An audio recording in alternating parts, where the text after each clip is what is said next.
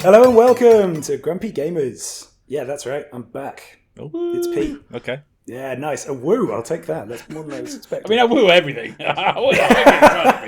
There's yet a time that Eddie started and not wooed. It's been 4 weeks. I've forgotten things like this. But anyway, you're here with me, Pete. Along with me, I have Ben. Hello. Eddie. Hello. And Kirk. Hello. All four of us boys. Yep. It's been a rarity.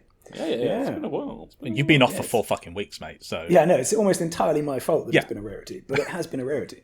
And you've been back in the country for a couple of weeks and still not turned up. I have, yes. I had better things to do last week, as you discussed on the podcast openly. Lots of slander there. Definitely didn't get injured playing cricket either. All was factually correct. Yeah. Definitely not karmic in any way. Yeah, but I have enjoyed your shows in my absence, guys. You got some good guests, as you normally do. And then you hobbled along without me on the other two. That's fine. That's fine. That's right. Hobbled, yes. Okay. Yeah. All right. Although I did enjoy some parts from last episode particularly. I thought the response to Pure Dead Gaming was fantastic. Or the Discord anyway. Probably not them directly, but still. I don't think they were involved. Yeah, I don't know. I would question whether Donnie wasn't involved. But still, he's not here tonight, so I'll save that for when he's on. But I also very much enjoyed, and I'm doing this out of order because I'm sort of going into what we've been playing a little bit here, Eddie's review of Pharaoh the week before.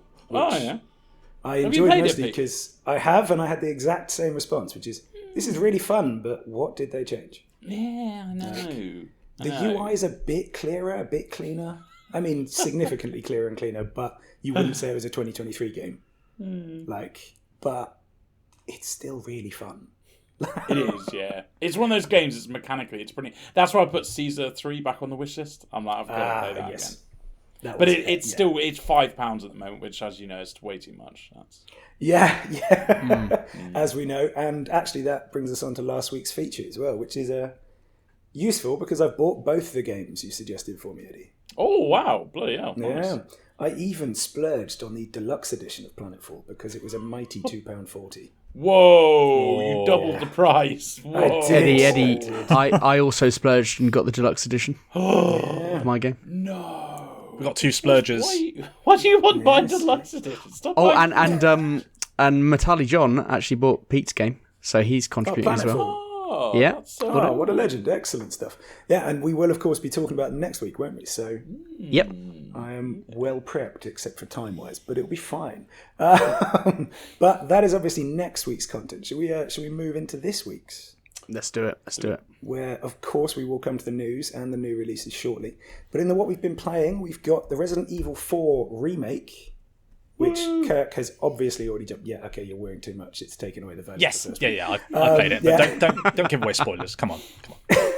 Not yet, sure. But there is one more spoiler because me and Ben will be talking about Diablo 4, of course. Spoilers. Yes. Yeah, absolutely. Kirk, it's literally a summary of the podcast. If you're not spoiling it, it's pointless. Spoilers. Yes. Right. We just got fucking Eddie in the background wooing and me. Spoilers woo. Spoilers woo. But in the dear God, stop, Eddie! Come on now.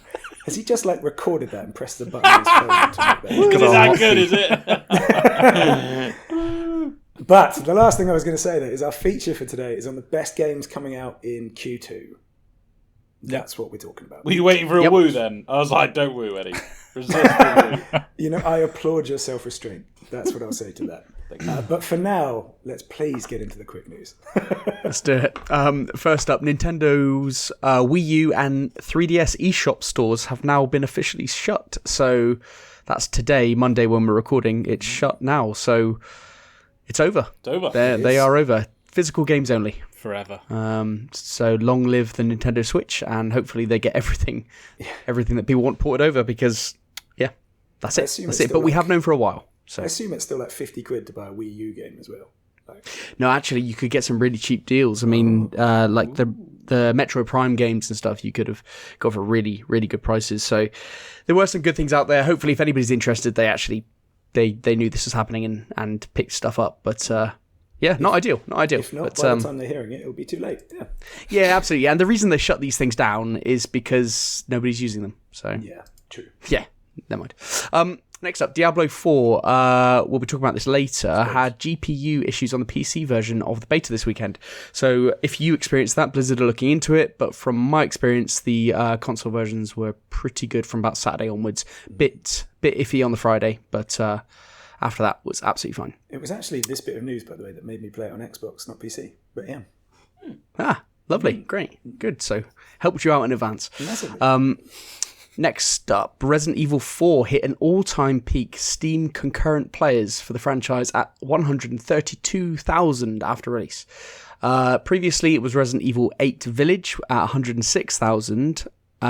So that's quite a big percentage increase. Jump, Yeah, and just a reminder that the Mercenaries free DLC is out on the 7th of April. So for those people who have Resident Evil 4, you've got that to look forward to. And obviously Kirk's thoughts on that one in a bit in what we've been playing. Kurt, do you know what... Right, for a start, shut up. Second of all, do you know what that Mercenaries DLC is? Yeah, it's like a horde mode, essentially. You know what? I had a feeling it was something cool. Yeah. Eddie always loves a horde mode as well. I do remember that. Okay. Ray tracing is being added to Elden Ring. Cool. That's the next one. Okay. There's nothing more. And also announced this week, Redfall developers, they came out and they said that they're working on making the single player element not necessary to be online at all times. Because if you remember a couple of weeks ago, there was that whole thing about Redfall being online all the time. They said, we listened to feedback and they're trying to implement that change. So yeah, because people were really not happy about that, were they? Yeah. I celebrate them for that. If they manage it, that's awesome. Even them trying it is good. I don't like it when people out there go like, oh yeah, well obviously this is how you should do it. Like, it's unbelievable that they made this happen in the first... You don't know how to make games. And they do. And they thought this may have cut corners for them to be able to do this or something like that. Who knows? It probably did. But... And they could concentrate on other things. So if they manage to do it in time, that's great. But I think the vast majority of people it doesn't really affect. But I'm sure everybody makes a song and dance out of it. Anyway, I don't want to be negative Nelly, but I just know in the old days it was pretty obvious they were only doing it so that you could go on the shop and buy stuff like, put your coins and your in-game currency and shit. But I'm on your side these days because everyone's got an internet connection, so therefore I don't care. Yeah. Yeah, and this is basically like a Left 4 Dead type game, so it makes sense. And lastly, Nintendo have announced today that there will be a Tears of the Kingdom Direct tomorrow on Tuesday. So yesterday, if you listen today, that type of thing. Showing 10 minutes of gameplay. So this will be the first time that we've seen genuine, proper, prolonged gameplay. So people are looking forward to it. There's been a lot of criticism of Nintendo recently for just really not promoting this game. Despite the pre-orders being far superior to the last Zelda game and, it's going to smash all records and all that kind of stuff. But we haven't really heard an awful lot about it. It's like they've tried to be tight-lipped on it, trying to build the hype that way. But there is a Direct and it's coming. So if you're listening to this, then it would have already happened. So check it out on YouTube if you didn't know about it. Yeah. There you go. And there's the quick news. Fantastic. Nicely delivered. That's quite quick. Actually quick for once, yeah. It was, yeah. I'm as shocked as you are. It leaves me needing to desperately scroll down the document, which gets longer every time, to find who's first, and that's you, Kirk. It's me. I could have told you that, but that's fine. So, the CMA have provisionally approved the Microsoft ABK deal. So, this story has been updated since its original inception on Eurogamer, but I'm going to go through a few points that I found in it. But basically, the CMA had provisionally concluded that the Activision Blizzard King takeover will not result in substantial lessening of competition in relations to console gaming in the UK. That's a quote. Mm-hmm. So, long story short, the CMA concluded after seeing new evidence from Microsoft that it wouldn't make financial sense for them to make COD exclusive on the Xbox. After this, Microsoft responded in support of the CMA's decision. Of course they would, because, why wouldn't they? They put a response out which reads, Sony's campaign to protect its dominance by blocking our merger can't overcome the facts, and Microsoft has already presented effective and enforceable remedies to address each of the CMA's remaining concerns. So this is leading on to some more details that came out in the story, because there are actually two updates in this story. because obviously this is a fast-paced kind of thing. But an analyst has come out who spoke to Eurogamer. They haven't... Analyst? Yeah, it's a leading game industry analyst. An analyst. An analyst. Analysis. Okay, you know what? Let's just carry on with that. Sure. I fucked it up, haven't I? You haven't spotted your mistakes, so just keep. I'm obviously. I have double down. I'm saying analysis. I'm sticking with it, and we're just gonna go with that one. I know it's wrong, and now I'm going red in the face. So fuck you guys. So he's gonna hiccup so much now. He's gonna be all over the shop. No, carry on. So basically, they have been quoted by saying. Swings the pendulum back in favour of the deal completing. So essentially, the CMA was one of the main hurdles that Microsoft had. We know this. We've banged this drum day in, day out, every week. Obviously, Pete hasn't because he hasn't been there, but the rest of us have been keeping up with it. But essentially, this is a huge step forward now for this deal to fucking finally close. The only thing that Microsoft have got to kind of remedy now with the CMA is the cloud gaming services / infrastructure. So, yeah, that's the news on ABK this week. Excellent. People do jobs. Yeah, exactly. Yeah, but it's not people do jobs. No, this isn't people do jobs. This is more that. But you make a good point at the end there, Kirk, about the cloud thing being the big hurdle that remains. But they're actively going out into the market and signing those 10-year deals with cloud gaming. Yes, they are services. So GeForce Now, wasn't it? Is that the one? NVIDIA's yeah, thing? GeForce Now. There was the other one last week that we were messaging about, but I can't remember their name. Boosteroid. Yes, Boosteroid. Yeah, Boosteroid. Yeah. So yeah, they're actively doing things about it. There's remedies in place. So what else can they do around that? They are the market leader at promoting cloud gaming. So if anything, gaming wants to move in that direction, you would think. They're doing the most for it. So how can you really hold them back in that regard? I don't really get that. So because Sony are crying about it.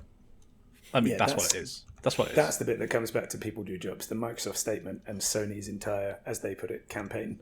Oh yeah. Sony have to do that campaign. Microsoft have to do that campaign. But both sides are doing their campaign. The people do jobs bit is from those two. But the CMA announcement. I mean, I didn't expect there to be. I mean, this is obviously due to come out, this preliminary kind of results thing. I didn't know it was coming out. So, but still, we have to wait till what is it? The end of April, May, 26th of April. Yeah. Okay. Is when the final decision's being made.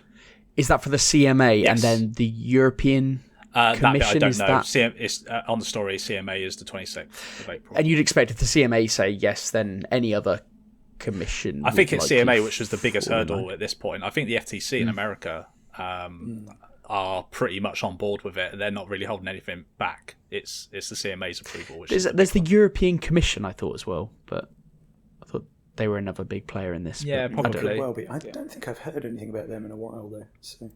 I didn't know if they were just like being the subordinate to the CMA, like the CMA of running the main thing, and then they fall in line. Maybe.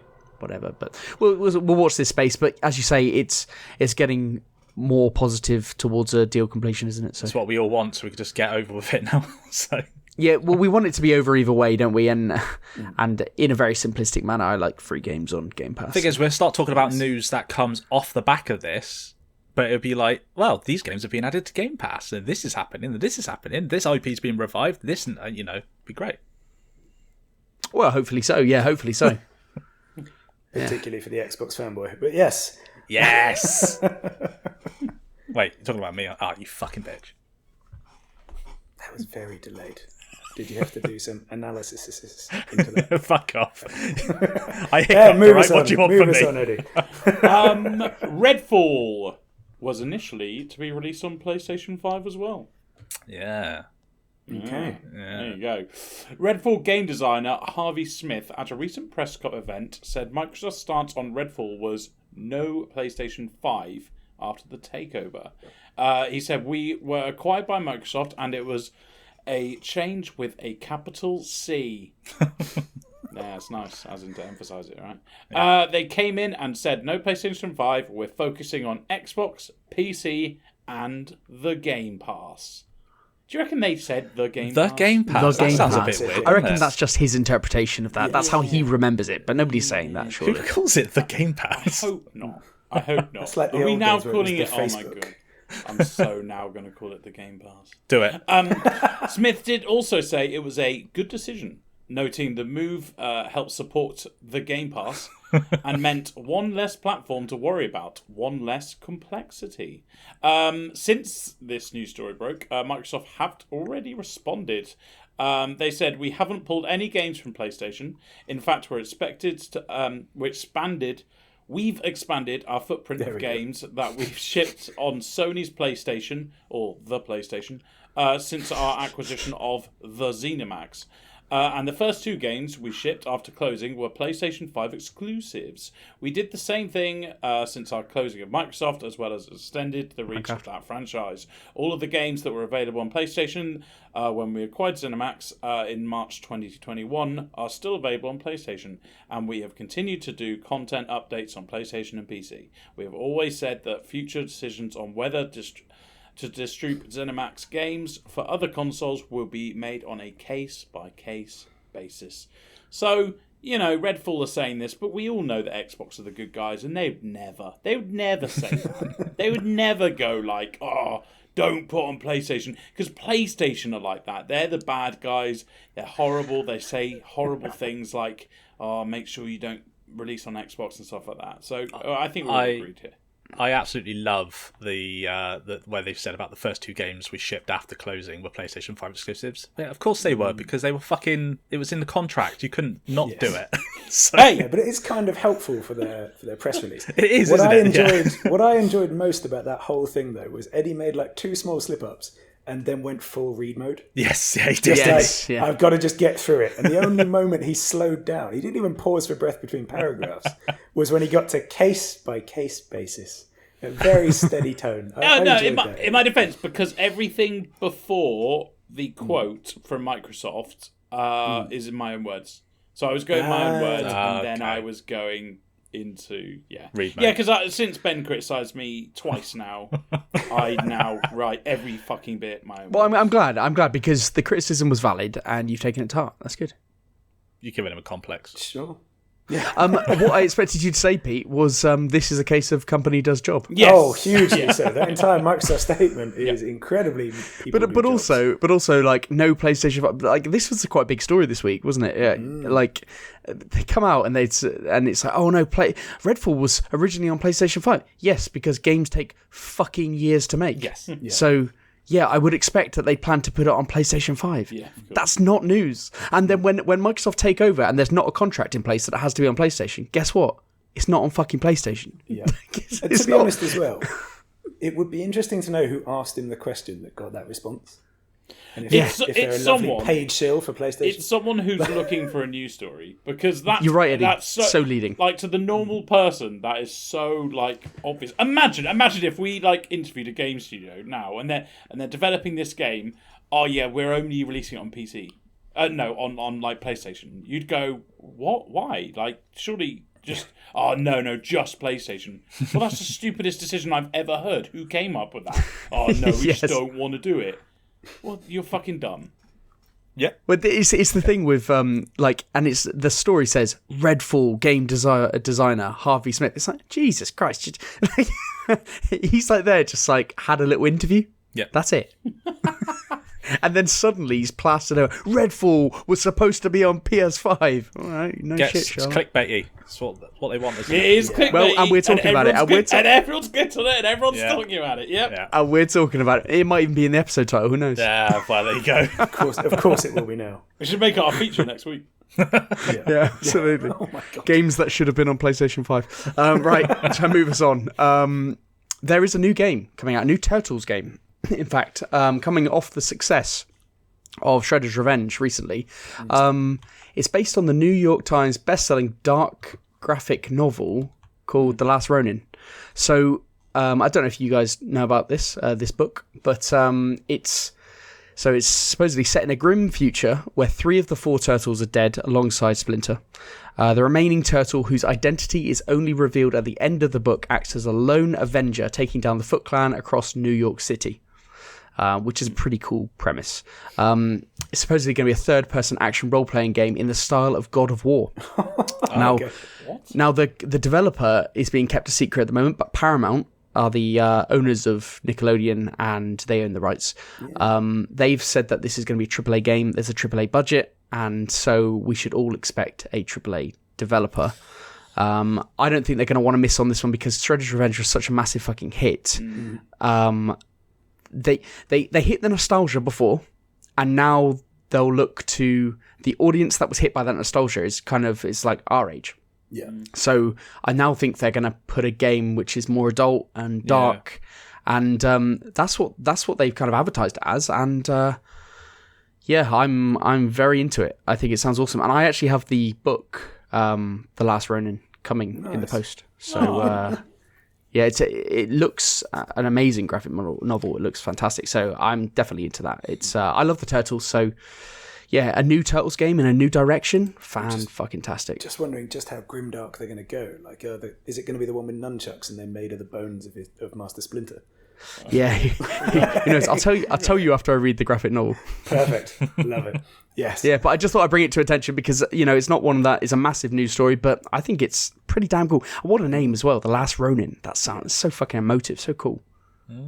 Definitely does. I mean, is this one that is newly in development, by the way? So it's going to be like 5 Yeah, years so away. I think it's been in development for a bit of time, but I think it's I think we're probably looking at 1 or 2 years away. Okay.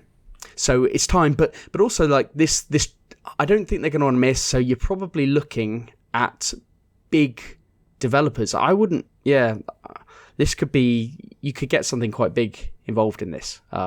You could be looking at THQ Nordic or EA or Ubisoft or something like that. Of course, it's THQ Nordic. They're bloody everywhere. But they don't miss either. They don't miss. They must. They have so many games. They must miss them. They don't, Pete. Did they just release loads of their stuff, or is that? Yeah, they're missing. They're missing stuff. It might be T. They don't miss games. Team 17. It's one of those. Team 17 was the one that's recently been hit. Yeah. Right. Yeah, Team 17 are kind of an indie developer though. Right. Sorry, it was either them or them, and I was going to say, don't bank on it. Yeah. 4 out of 5 staff members. They're as down as the Turtles. Okay. Right. Well, the problem with that, Ben, is that it's going to be like 2025. That makes me sad. Yeah. I know, and I'm bringing it to the attention now because I'm excited about it. I've even bought this fucking book. But you're right. It is going to be time. But right, everyone, circle away. Maintain this level of hype for it for 2 years. And then absolutely, we'll revisit this. You've got to level the fucking Diablo excitement for how long? A month? 2.5 months. 2.5 months. Oh no, actually, it's just over 2 months at this date. Yes, just over 2 months. Fucking hell! Don't make me think of that. I'm still I couldn't in do mourning. that. I couldn't do it. Every game that I'd play between now and then would be nothing. Ash in my mouth. I know, Eddie. Ash. Like a vampire eating food. Okay. That's the life I lead. What we have now. Yeah. That's the life Pete leads. This is what we are now. Yes. And to be fair, Eddie, you would fucking love this game. So anyway, before we get into that sort of stuff, should probably round out the main news with the fact that we've had a leak for Spider-Man 2, haven't we? We have indeed. Yes, indeed. So this was Venom actor Tony Todd, fantastic name, who almost certainly without official approval claimed it will be arriving this September, round about the same time as Starfield. Oh, Yeah. Yeah. Yeah. So Tony Todd is, a prolific career. He's been in Platoon, Candyman, Final Destination, amongst other things. Was announced to be voicing Venom in Spider-Man 2 back in 2021. At the same time, they confirmed the returning cast for Peter Parker and Miles Morales, wasn't it? Mm-hmm. And then he took to Twitter, claiming that they're more specifically looking to launch in September. Where it was like, literally says, looks like September, ! Massive publicity coming in August. Commercials start dropping in August, so I'm told. Hold on to your and hold breath. Why would you say this? It's not a subtle leak, is it? Like, it is either this guy is drunk and dreaming or he's just really fucked up. I can only assume he's coming from the position of I don't actually know anything. Like, he's like, well, I'm not leaking anything because I don't know anything. Like, but then why so sad? Looks like September. Yeah, but massive publicity coming in August. He knows that the commercials are coming as well, so he's told. I know. And you could tell, like, because he backtrack after this tweet or something, and it's like he probably got a little message and went, calm down, put the brakes. Calm down. You know, this could have been averted if he just like said nothing or like went, I don't know anything, but this is just me saying it. But it actually made it worse by trying to backtrack on it. Yeah, it really did. What I like as well is that Spider-Man as a franchise has a real problem with leaks. Not just about the games. Do you remember Tom Holland leaked things about No Way Home? Oh yeah, but that's Tom Holland. He can't keep his fucking mouth shut. I mean. He does it all the time, and he is literally Spider-Man. So Jesus, it's not even surprising. It's a cursed franchise. I mean, it seems to be doing pretty well for a curse, but... What's your problem with Tom Holland? Huh? What's your problem with Tom Holland? Oh, he's a prolific leaker when it comes to the movies. He literally had to be babysat when he was doing rounds for the Avengers films and stuff to not leak anything to any of the press. Kirk, you'd have to be babysat if you were in a film. I need to be babysat in general, to be honest with you, Ben. So you are not wrong. Yes. Good one. Tom Holland is excellent at golf, so he can do no wrong in my eyes. And he's in loads of gaming. He plays gaming characters, doesn't he? So he's because he did. He does, but I saw him. That's fucking hell. You know what I mean? Uncharted 4. That's Uncharted, yeah.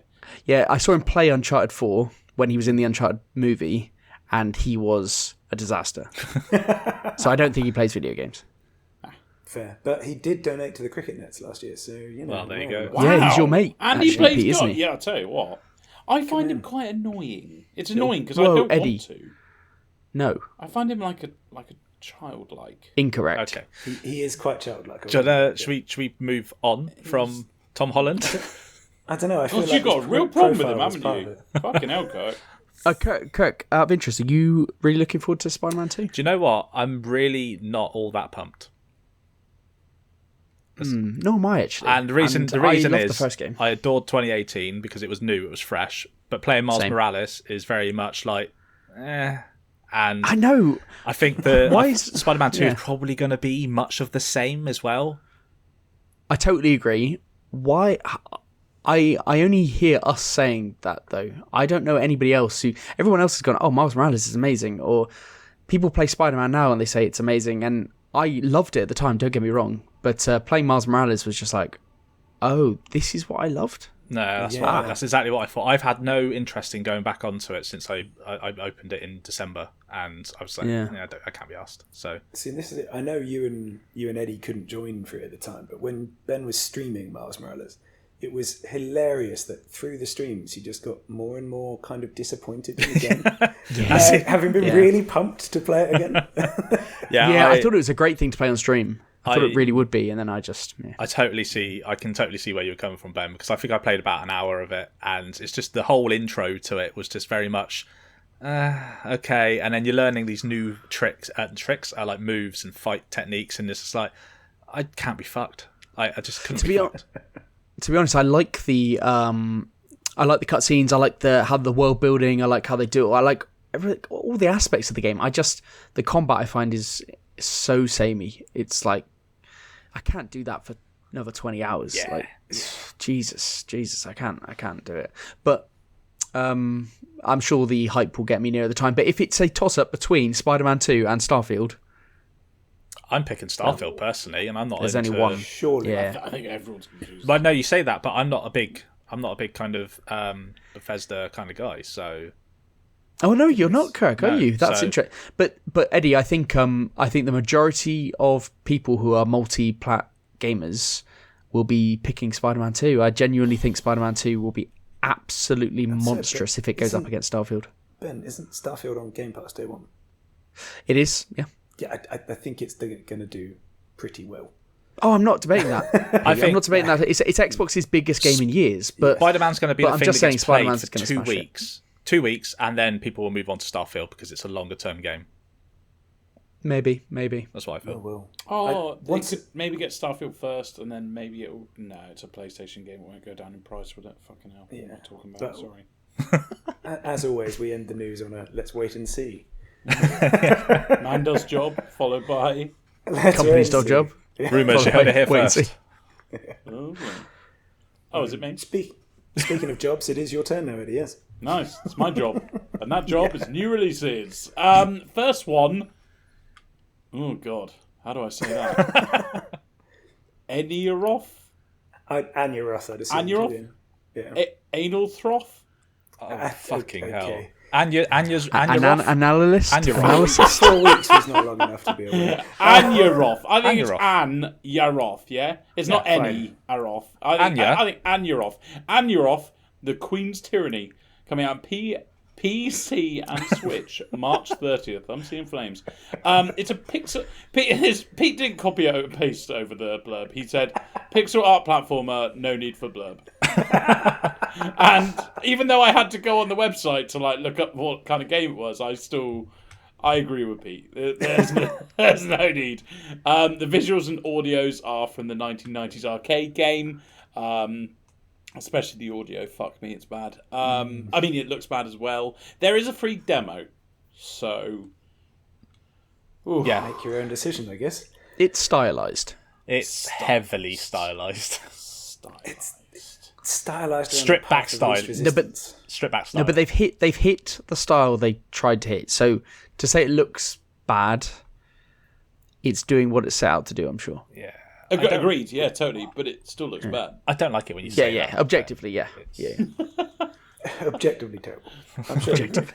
Yeah, but if you like it, it's a free demo. Let's move on. There's not many games. There's only 7 games, so I think we shouldn't have rushed that one so quickly. But Dredge, coming out on PC, PlayStations, Xboxes, and Switch, March 30th. Dredge is a single-player fishing adventure with a sinister undercurrent. Very good. Very good. Yeah, that was very good.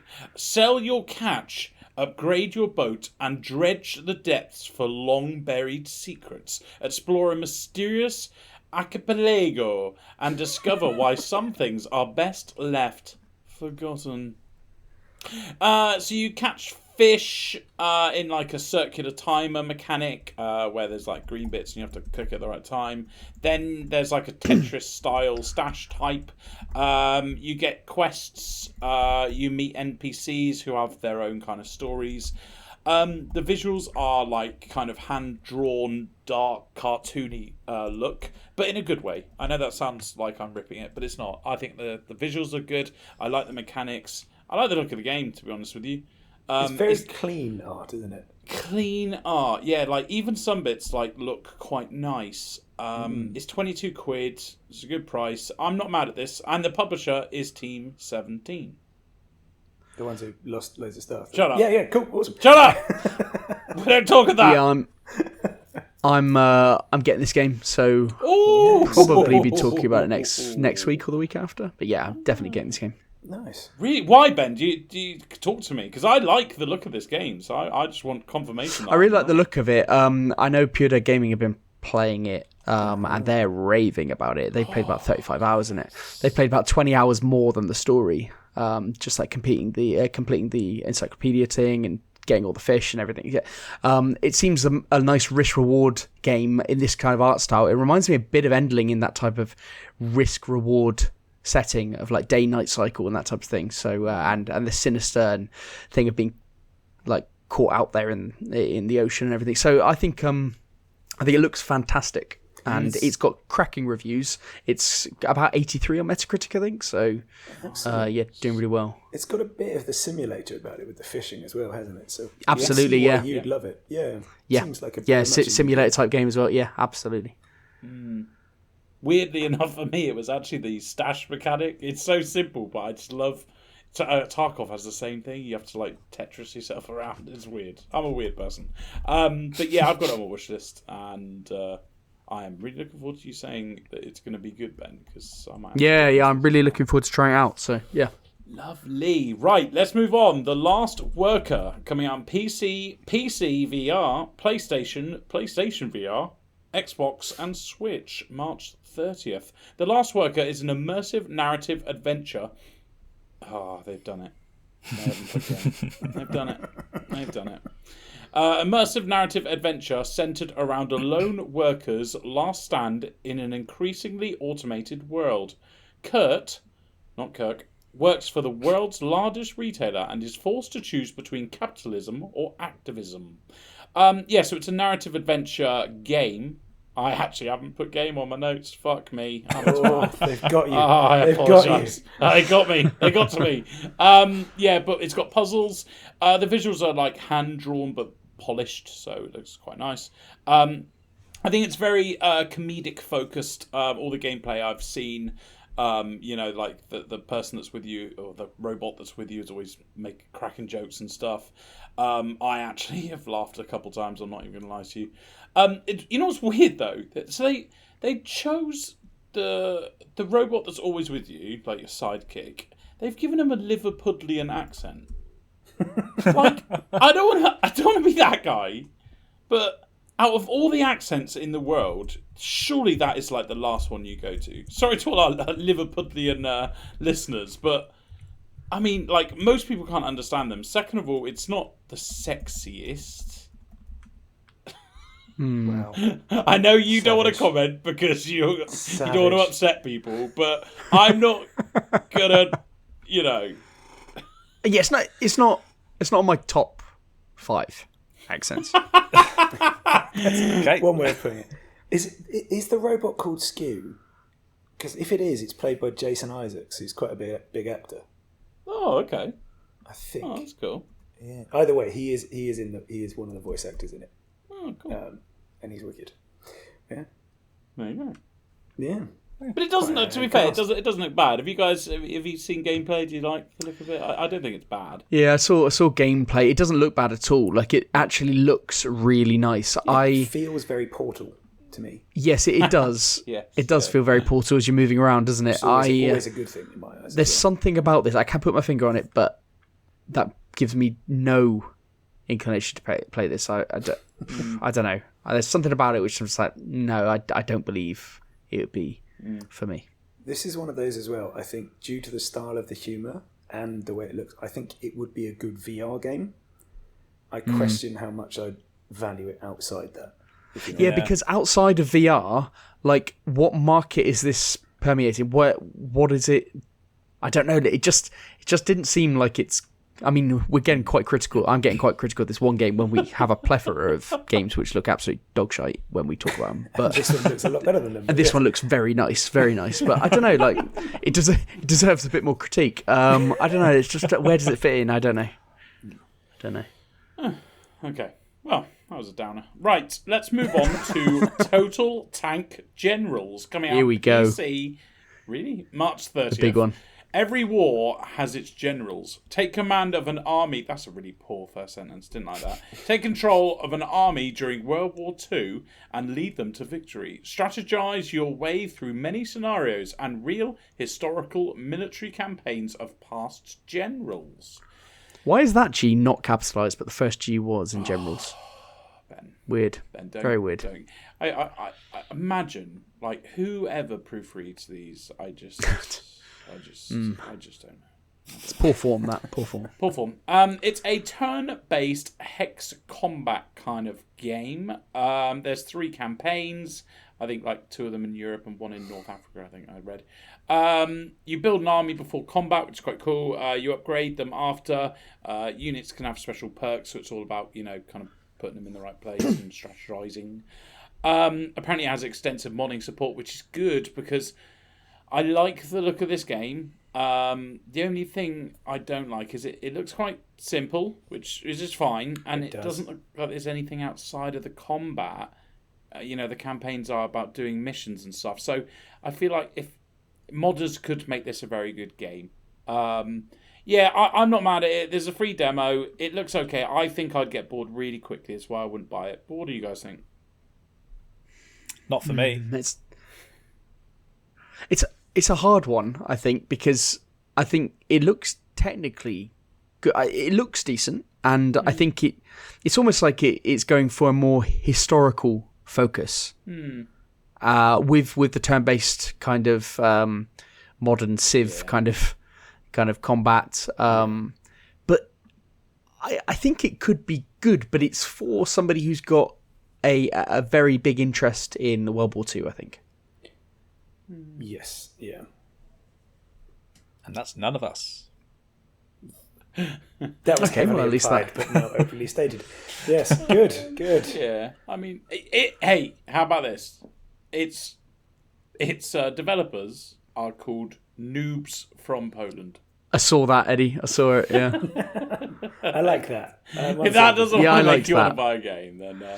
I think this does have a market, though. I think this genuinely does for people who haven't... Fucking hell. I mean, just because they're called Noobs from Poland. Do you see it was spelled with a Z as well, Ben? Yeah, I did. I saw, and isn't the N not capitalised? Yeah. Oh, yeah. I don't know. But it's... if you've got an interest in World War II and... you're not looking for something incredibly deep. I think it's got a market there, but that is a niche market. I appreciate. Yeah. Okay. It could be. This could be a good game to pick up on the cheap. One of those games. So until I see the price, I'm not going to write off. But let's move on to a game I definitely will write off. Creed Rise to Glory Championship Edition coming out on PSVR 2, April 4th. It's a VR boxing game. It came out in September 2018. It has better graphics and audio, advanced controller tracking, and faster loading times. It's coming out at $40, or, and this is quite cool, if you already own the normal version, it's $20. So it's $20 if you already have bought this game. Yeah, the non-championship edition. So if you've bought the game and you've already gone through the looking glass of buying a game called Creed Rise to Glory, you're then expected to pay $20 more. Yeah. Sorry, Ben, are you the one saying about... It's normally you having a go at me for saying about... This is outrageous. Oh, this is outrageous. No, Ben, think of the work the developers have put in and all the other shit that you say to me. Businesses need to make money. It's not money grabbing. It's not at all.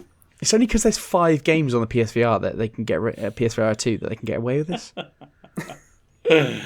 Okay, full of Donnie's gonna have a field day with this when we tell him the price. Well, you'll have to buy a fucking headset. Right, let's move on because we've only got hatred for that. Oh god, Grim Grimoire. I don't think that's what it is it? No, it's not Grimoire. Is it? Oh, yeah. Damn! You just went. I don't know how to say that. So Grimoire. As soon as because I heard it in my head and I heard Grimoire and I went, oh, you've got to do that with like an Italian. That's Amore. Yeah. Nailed it. Grimoire coming out. It's not. On PlayStation, Switch, April 4th. That's only half its name as well. It's a remaster of, Grim Grimoire. We all know that. The classic strategy game. The original Grim Grimoire came out in 2007. It's a side-scrolling, real-time strategy game. It doesn't look like a strategy game. It really doesn't. Are you in agree? Yeah, it's not a strategy game. It's not a strategy game at all. But you know what? Really put me off, Pete. I saw the original. I went, "Wow, this looks like from the 1990s," and I was like, "Fair enough," because maybe in the 1990s, strategy games probably were like just choosing a different type of person. But it had Civ. 2007. So even in the 90s, there was still Civ. Yeah. I fucking love Civ 1 as well. That was amazing. Yeah, Civ 2 was mine. Civ 2 was mine. Were both incredible games. Yeah. And obviously Age of Empires. Yeah. What got me about this game was that I went to look at the trailer and the first thing it said was like, warning, partial nudity. This is a fucking child's game. Jesus. What are you talking about? This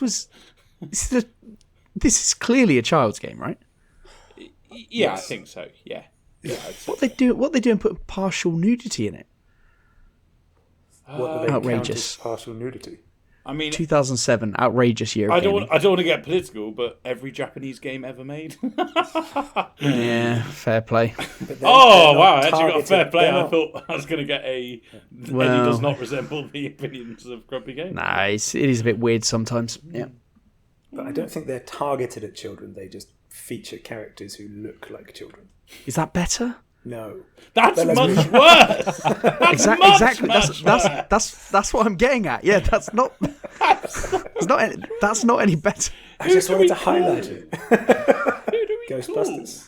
I want to call somebody. Yeah, the problem is you can't go. Anyway, we'll move on. The FDA? Is that what we call it? Aren't they for drugs? The FDA. No, that's the DEA. Yeah, he's right. Actually. The FDA is someone who deals with... FDA is also for drugs. It's just the regulatory approval of them. Oh, yes, they're the one that deal with actual proper drugs, as in like... In America.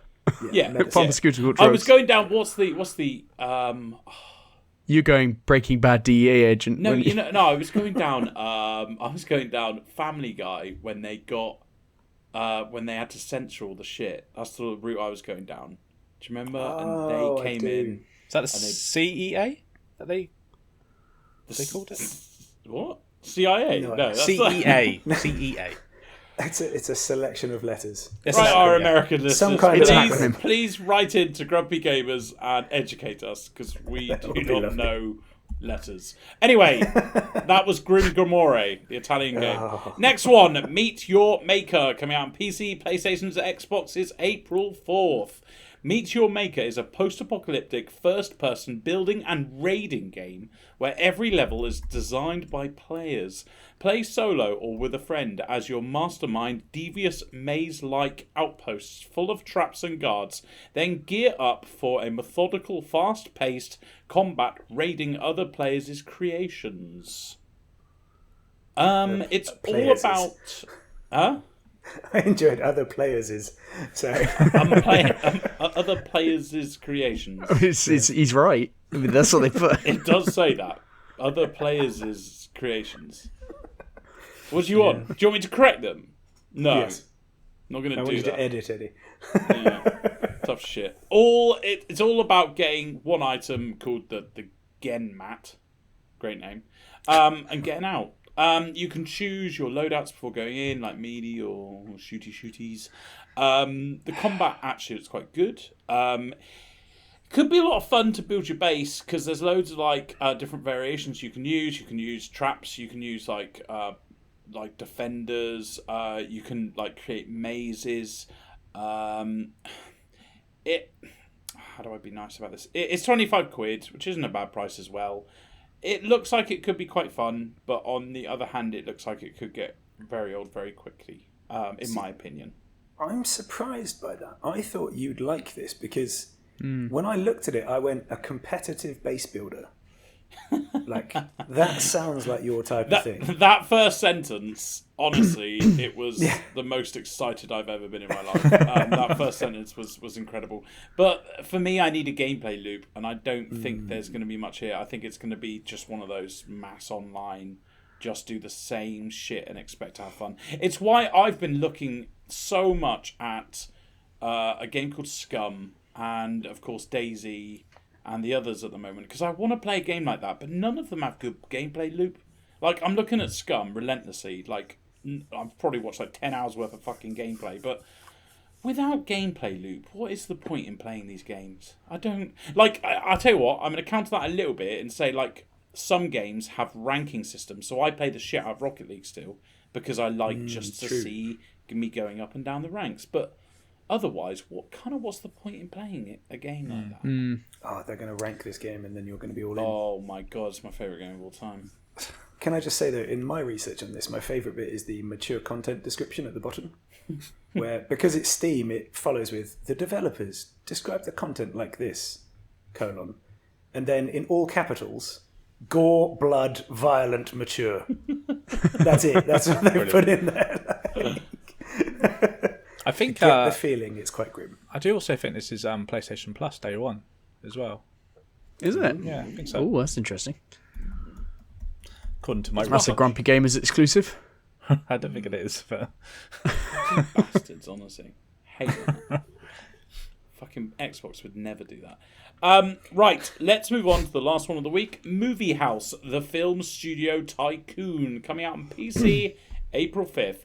Welcome to the big show. Ready the camera, unleash your creativity, and create, that's poor, the flicks you've always dreamed of. Grow your operation with your razor-sharp business sense and usher in a new era of filmmakers worldwide. I played a lot of the 2005 game, The Movies. Did you ever play that? No. Nope. Lots of no's across the board. Love it. It looks exactly like it, to be honest with you. I think I wouldn't be surprised if someone looked up the movies, if it was either made by the people of The Sims or the people of the other Tycoon games. Roller Coaster Tycoon and etc. Yes, yeah, those types. Because it's very, very similarly done in that kind of cartoony way. And this game is exactly like it. It kind of looks like cartoony, like fun graphics, bright, that sort of stuff. You can hire your actors, you can build like a movie plot by like choosing certain things. You can set budgets, which is quite cool. You can design posters which help like boost sales and stuff, and then it's all about taking that money that you make and making bigger and better ones. I mean, it's weird how your opinions change, right? Because when I saw the movies in 2005, I was so excited and I bought it and I played it and I absolutely loved it. And this game looks exactly the same, and I have no interest in playing it. So it just shows that maybe I shouldn't, criticize every fucking game, because I bet there's a young, very handsome Eddie out there going, "Oh, this game looks amazing. I'm going to buy it day one." 18 years to do that to you, mate. There you go. I'm full of regret, jade people, full of hate, and having to say adventure without game afterwards has just gotten me old and regretful. I mean, I shouldn't be bad. What do you guys think? Do you like it? I think it looks pretty shit. Yeah. Why do people need games like this? Like, is it really indicative? Indicative? Is that right? Yeah, indicative. That's what I was trying to say. Got there in the end. A rough night so far. Kurt. Yeah, I know, right? Be confident, Kurt. It only gets worse when you question it. Yeah, I know. Fucking hell. Anyway, is it a bit? Do you know? I've lost my train of thought now. For fuck's sake! Oh, she's all over the place. God, I'm seeing flames. I'm seeing flames. Yeah, it must be said. Yeah. I too completely dismissed this game. Even when you said it's got a really bright, happy UI, I was like, oh, maybe I'm just cynical then. Does it? I look at it and think it looks horrible. I think it looks boring. Boring as hell. Yeah, I agree. That's exactly what I thought. But 16-year-old Eddie would have loved this. Yeah. There you go. Now I'm old. 16-year-old Eddie. Yeah. Now you're a realist and you recognise what's a good game and what's not.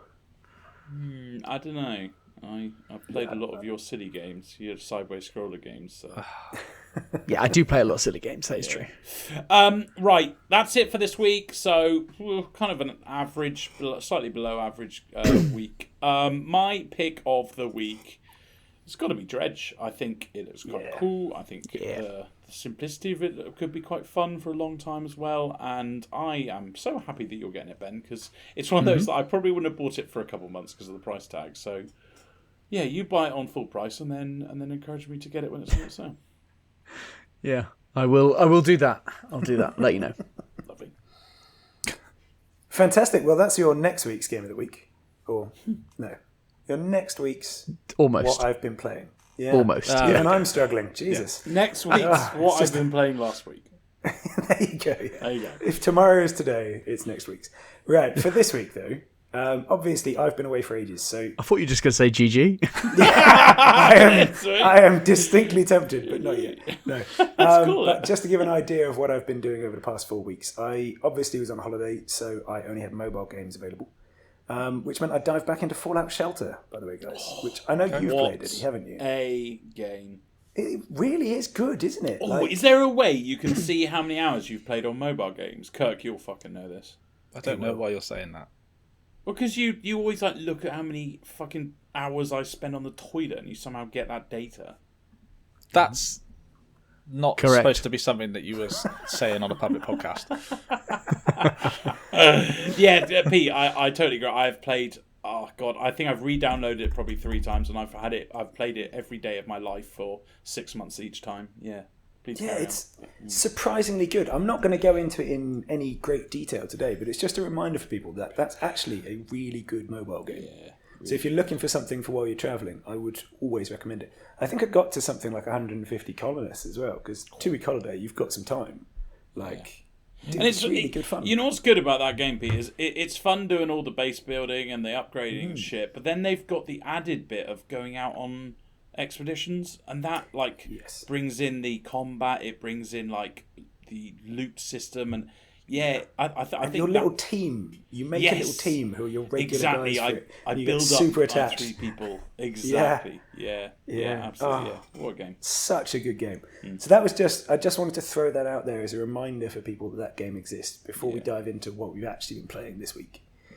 Which I think we'll start with you, Kirk, won't we? With Resi 4. Yeah, I've been playing Resi 4 Remake. Lovely. So lovely. Want to hear about this? Okay. Quick story overview. Leon's now no longer a rookie cop after Raccoon City incident, and he's working for the president to find the president's daughter called Ashley, who's big somewhere promotion, in Spain. Isn't it? Say again? Yeah. It's a big promotion. Big promotion? It's a very big promotion. Oh, I see, yeah. Well, it's because he saved, because of what he did in Raccoon City. It was, he managed to save some lives when there was a nuke going there, etc., etc. But basically, Leon in Resident Evil 4 is essentially like a complete badass, so he's no longer a rookie cop. He's gone from that to what can only be described as a CQC badass who's able to vault through windows and is very, very diligent. Yeah, I am not doing well tonight, guys. Diligent? Yeah, Can someone that speak word. for Kirk? Yeah. Sounds like Kirk. You so indicative. Yeah, it's indicative. Anyway, he's a badass. Let's just go with that. All right. I'm not gonna use like any words that are more than one syllable. So. The reason that I say about this badass thing, this is actually something that they pulled from the first game, but it was actually quite humorous doing it in the remake. He full on suplexed a woman from behind. So, like, okay. I know, yeah. So once you've downed an enemy, you can go up and you can melee them in, not melee, which is usually like some sort of roundhouse kick or something that you do. But if you're behind the downed enemy, you'll just pick him up and throw him over his back, which is just fucking, it's pretty epic. So the game, I think, Ben, you mentioned it, like, you said it like this, it's very Resident Evil-y. Yeah, I did. You did say that, didn't you? So I did coin that. Yeah. I'm using that term because it is a great way to describe what this game is. Because you know what it means. Yeah. So I'm not really sure if I'm, sure if that's a good thing or not at this point. Leon, and I mean, Resident Evil's been like synonymous with this for fucking decades at this point. But there are cheesy one-liners that are really cheesy as fuck. One of the things that is said near the beginning of the game, once the villagers leave where the main battleground is, for some unknown reason, Leon just looks around and goes, "Where'd everybody go? Bingo." It's like what did... Great line. Great line. What is that? That's a great line. It's amazing that they have lines like that. I mean, I wish I would come up with such I'll tell you what then, Eddie. things. I'll tell you what. If you like that one, you love this one. You remove someone's legs and he goes, "Guess your tap dancing days are over." Like, Brilliant. Wow. Brilliant. Celebrate Leon. I know, right? Who writes these games? I don't. A genius. I have no idea. Genius. Thank you. It must be chat AI or whatever. Yeah, maybe. It must be, 'cause no human could come up with something. No human. Actually, no to be human fair, I'll tell you what, the funny. way it's delivered sounds very robotic as well. So you're probably not far off. Oh, excellent. Great news for the voice actors there. I've just insulted a lot of people. So this RE4 is actually a game that The Last of Us was spiritually based on, according to my good friend Neil Druckmann. So he's always said that he took inspiration from RE4, but what I've noticed playing the remake is that the remake of RE4 seems to take from The Last of Us now, which is quite an amusing chain of events. One of the big things for me, and I know it's probably gonna sound stupid, but it's one of those things that I really took note of, is the flashlight that you use when you're in like darkened areas. Obviously, Ben, you played The Last of Us, when you click in the button and your light comes on. Yep. It's a very, I don't know how to describe it, but it's a very honed in light. It's very, very artificial in how it kind of works and bounces around off of surfaces and stuff. But RE4 Remake seems to do a much better job of making it seem realistic, the way that shadows are cast and the way that the light bounces off all the different kind of like sides. Are you disrespecting Last of Us? No disrespect. I'm just saying how it's come full circle. Whereas the game that shut up. Anyway, speaking of the lighting, I did a section last night where you are essentially completely defenseless, and the game really does bring in the whole light and dark aspect. So there are very, very dark corridors that you go down, and the way that the game lights up when you shine your lantern towards any given area is honestly fucking phenomenal. The way it bounces off of shiny surfaces and armor, etc. Yeah. So the gameplay is very much Resident Evil-y. It's over the shoulder. The graphics are stunning. It's the Resident Evil engine again, which I think has been described as a wet-looking graphics engine because everything just looks. Everything looks wet. I think I know what you mean. Is that a good thing? I think I know what you mean when you say that. Yeah, it is a good thing in a way. It's just. I really don't know how to describe it other than just every surface is like caked in some sort of like wet substance. Yeah, I know. It's almost like a light feature they've got going on. Sounds like I do know what you mean. I think. Yeah. I mean that's greasy, not wet, but sure. That's so much worse. So yeah, it's very much Resident Evil-y. I did get a bit. I was a little bit taken back initially, so because obviously I never played demo for it, and I have played, having coming from Resident Evil 2 Remake, I expected the gameplay to be like that, but the movement didn't seem quite right when I first started playing. I kind of got used to it in the end, but it's just how the character didn't seem to respond too well to my inputs with the analog sticks. I did see somewhere online that apparently the dead zone on the Xbox controllers is quite... you have to push quite a bit before it actually reacts, whereas the PlayStation is very minimal. So apparently it needs a little fix, basically. Yeah, I've heard the exact same thing, Kirk. Yeah. I've also heard that Xbox players will get used to it. Like, that is true of the controller. However, they say that if you play the game, you just get used to it. But I did have the same feeling as you. Like, I think I mentioned when I said that, because I said the controls felt Resident Evil-y, and what I meant by that was like they're not uber reactive. Like Resident Evil 8 was more reactive than this. There's a weightiness to them, isn't it?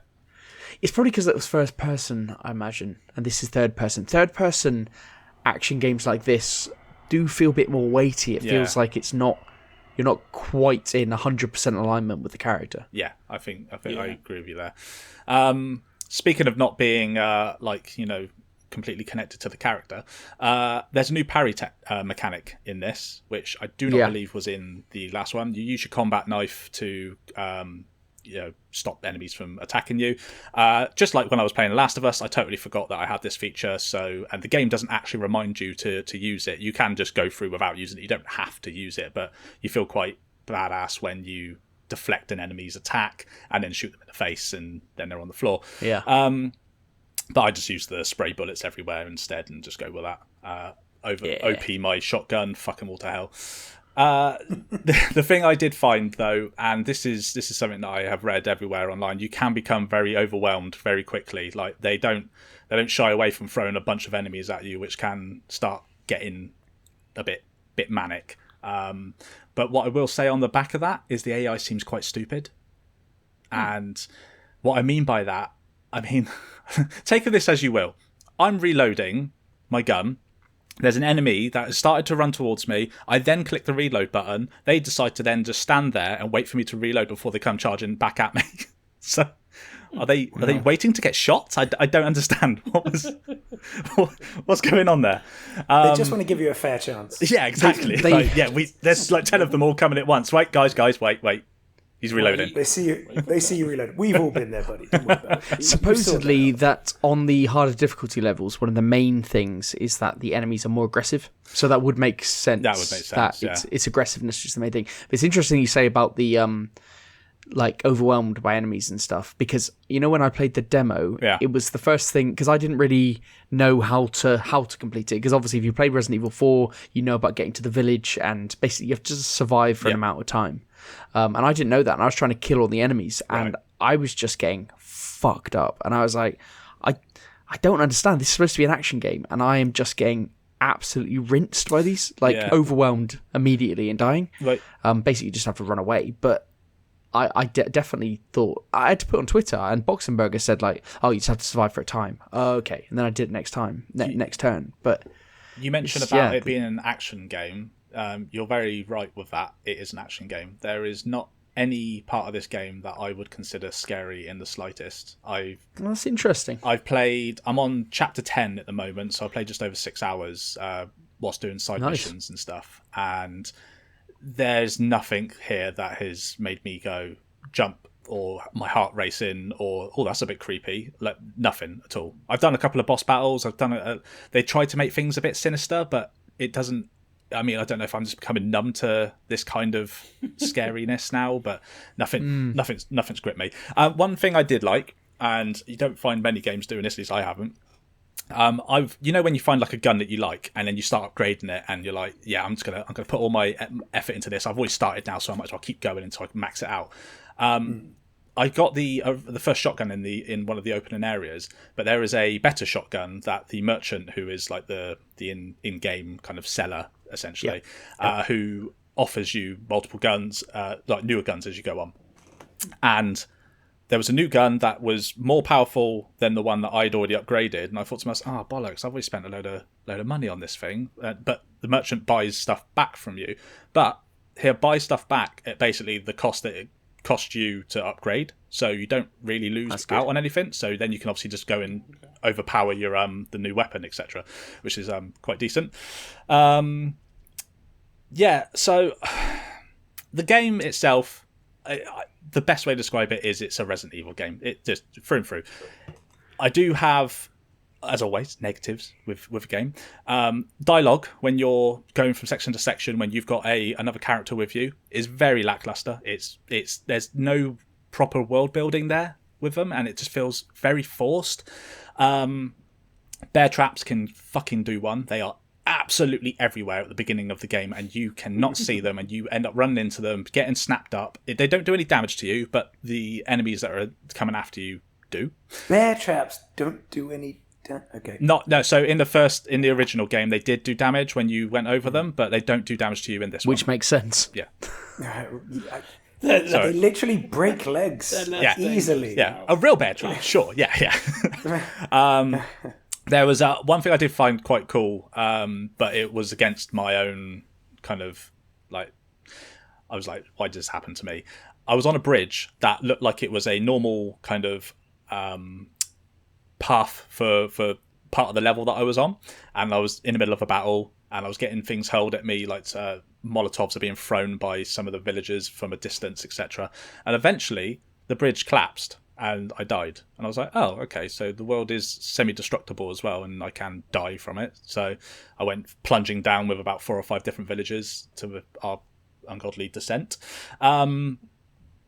The other thing is, how has no modern game that even uses it as a side thing, how have they not figured out how to make boats feel like a boat in a game?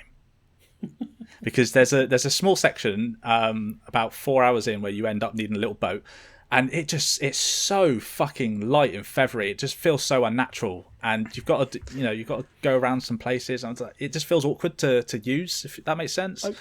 Kirk, I know you said you've moved on to the negatives. I haven't actually heard anything positive. Do you like this game? Well, I'm not all that invested in the story. Okay. I don't really. He did ask for positives. He did ask. Being honest, I don't really know what's going on. I've been trying to follow it, and it's not fair enough. It's not even easy to, just easiest of things to follow, because you just like. I mean, it obviously is go to point A, start at point A, go point B, do this task. Like that's generally all it is, but it's not gripping in any way whatsoever. I mean, my I'll tell you what, my closing sentence is really not sure how I feel about this game. It's a polished and fantastic represented world, but I just don't feel myself being sucked in. It's just a Resi game.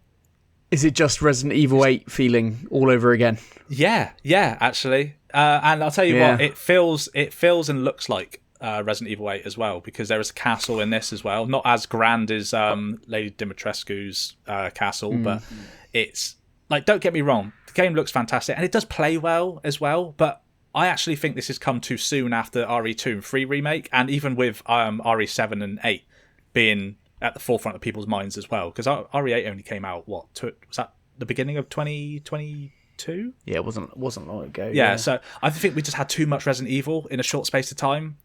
I was afraid that you were going to say that this is like Resident Evil 8, because I think you and me were of the same mind. Yeah, it's like, well, it's like, yeah, it's a good game. Yes, for what it's trying to be, but as I said at the time, like, I don't know what if it was what it was trying to do worth doing. Seeing everybody gush over this game online as well, I'm just there like, yeah, I don't see what you're seeing, like, and I'm one of the biggest suckers for games like this in the first place, and yeah, I'm not being gripped. So yeah, I got that from you when I texted you in the week. Yeah.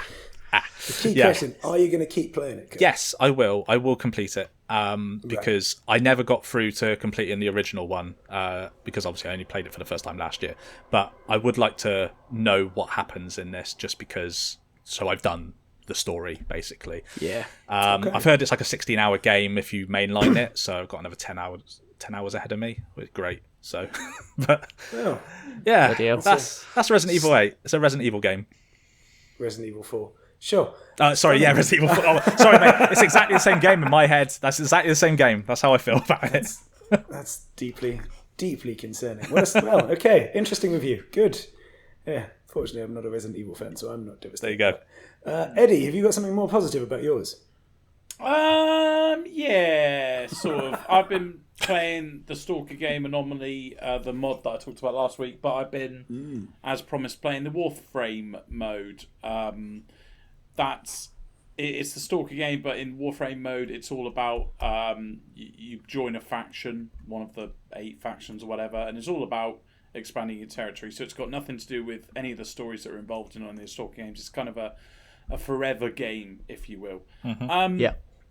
I can confirm that the visuals are better than I thought. When the first week that I played this, so all of the week before last, I think I told you this on our drive up to Bath, Ben. Like, I know this game looks good because I've seen streamers play it and I see it look nice.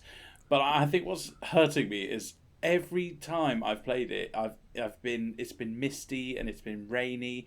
Don't get me wrong, I think it's meant to be, because like one of the guys that I talked to straight away went like, "Oh, I wish we weren't having this shitty weather or something."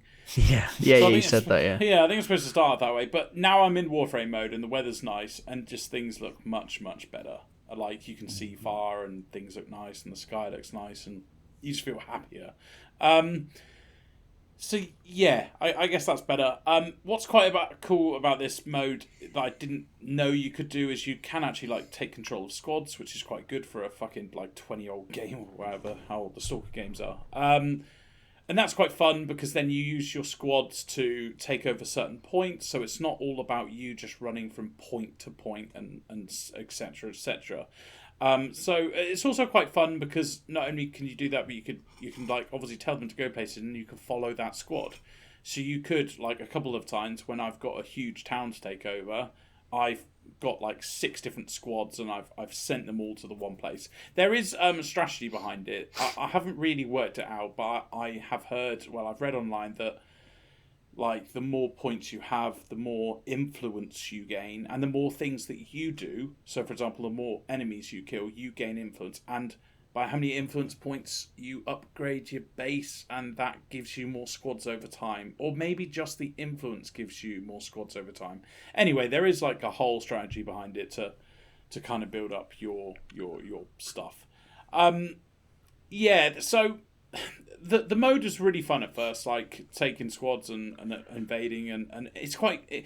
I've said this before. The AI in this game is really, really good because, and it's even better in Warframe because you'll just see squads like sprinting towards an outpost. You know, when you're trying to like flank and attack one of their main outposts behind the front lines and stuff. And it's all fun because you can come into a real cropper if you see like a whole army advancing on a settlement, and that adds the kind of fun to it. Maybe I should have brought a squad with me. It brings all those elements into it, which is really, really fun. The problem I have with it is, and the problem I have with the actual Stalker Anomaly game, and probably the Stalker games, is there's loads of buildings. There are, like, as many as any other game. And every building you can go into, which is cool, because obviously, as we know, with most games these days, most of them are blocked off. You just can't even walk in the front doors. This game doesn't have that, but you know what's really interesting is I hate that it doesn't have the blocked off buildings, because I go into every building and, like, in each building there will be like one box that I can loot. And it just feels, it's so immersion breaking that there's just like a fucking box on a table. Just a singular box. Yeah, and it makes you go into all these buildings, and you go into all of them, and you find one box, and it's got like a pack of cigarettes. Oh, for fuck's sake. So, yeah, that's really annoyed me, and it's also made me... I think next time I play a AAA game where they don't let you go into buildings, I'm actually going to feel a lot better about it. But, yeah, that's upset me. I think I'm not going to play this much longer, because the problem with this Warframe mode is it's great fun, but there's nothing more to it. And it's just invading outposts. I wish they had on the map... like where you've taken over the outposts, they colour it so you can see like your territory, if you will. But unfortunately, it just gives you like a badge on that like building that you've taken over. So I found myself after a long time, like 10 hours of playing it, but I found myself just going, go to the menu, click on the next outpost, click invade, and then run over to it. And although repetitive. Yeah, although the gunplay's fun and all that, it's just one of those that I'm going, that's such a shame because I had such motivation for this. But yeah, it's not that. Look, credit to them though. Remember, this is a fan-made mod that's free. So and it's free, yeah. Yeah, fair enough. I mean, value for money is fantastic. But yeah, I'm going to stop playing it, but that doesn't mean it's not a good game. Anyone who's played any of the Stalker games or they like the Metro games, I strongly recommend just download it. It's free, play it, and I'm sure you'll have a lot of fun. Cool. Mm-hmm. Fair enough. Well, I suppose I was waiting for a segue, but there wasn't one. So I suppose it is time to talk about Diablo 4 a bit more, isn't it? Yeah, how do you want to do this, Pete? Do you want to, because I've got some points around what's changed from the last game, so yes. I won't go into all these notes, but I do want to talk about, because last week I said about how good the world was and that type of stuff, but I'd like to get into a bit more detail. But you played a bit more of it. You played a bit of it today, didn't you? So do you want to start off? I did, yeah. I wondered where you were going with you played a bit more of it, because I've literally managed to play 2.5 hours. Yeah. And that's it, which is devastating because it's just enough time to get really hyped for it. And then you're cut off. Yeah. Which, yeah, I mean, it's left a bitter taste in the mouth. That. But give us your first impressions. This is the, on the hype train. Well, this is the fun bit as well, because I've not played Diablo since Diablo 2, which is quite some time ago now. Yeah, God, yeah. But the moment you pick it up, the moment you get back into the world, you know what you're in for. You know what to expect if you've played it before. It's classic RPG, and it's done really well. And admittedly, this one, the upgrade is that. I mean, the opening cutscene. My God, it's tremendous, isn't it? So well done. It's so good. Yeah. And the ones that follow are also excellent. And the fact that I've already seen about 5 or 6 decent quality ones in 2.5 hours suggests to me that they've really gone for it this time. They've made that a feature. And it's one of the things Blizzard do best, as we know, is cutscenes anyway. Look at all the ones for World of Warcraft. But they were fantastic. The gameplay loop, it's really fun. I mean, it is, I think you were saying to me earlier when we were talking, Ben, about this. It's an RPG where combat is the specific focus. Like, that is the main thing you're there for. And it does it really well. I only got to play one class. There were 5 available in this. I played as the Druid, which is a new class for this one. Wow, you went as the Druid, Pete. Yeah, I occasionally play one in World of Warcraft, so it seemed like, why not? Give it a go. And in the past, I imagined you as a Druid. Well, this is it. That'd be the last one you chose. This is it. In most like RPGs, I tend to go towards a paladin-esque type character. Yeah. But I do, even in World of Warcraft, I do occasionally play a Druid. So it was like, may as well give it a go. The Druid is basically it's the hybrid character of melee with some sorcery. Right. type. Yeah. Yeah, and I do tend to like hybrids anyway. That is one thing I will say. But it's also that last time I played in 2, I played as a Necromancer and a Paladin. Necromancer has always been really strong. So I was like, let's try something else that isn't really strong and see how you get on. And actually, really enjoyed it. Again, I was chatting to Ben earlier because there's one move you get quite early on which is meant to have a 15% chance to proc, and instead it was just happening constantly. So I was going like, okay, this feels slightly overpowered. So there may be a few balance issues in there with that. But I don't think that was the case for everyone, was it, Ben? So no, I think the move that you're talking about, I think every class kind of has one or two moves where it's like it feels incredibly OP.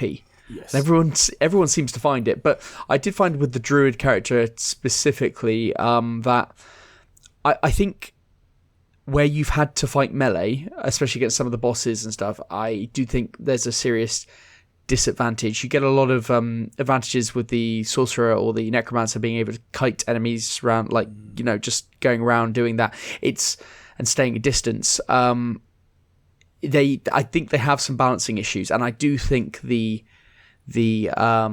barbarian and the druid will get buffed.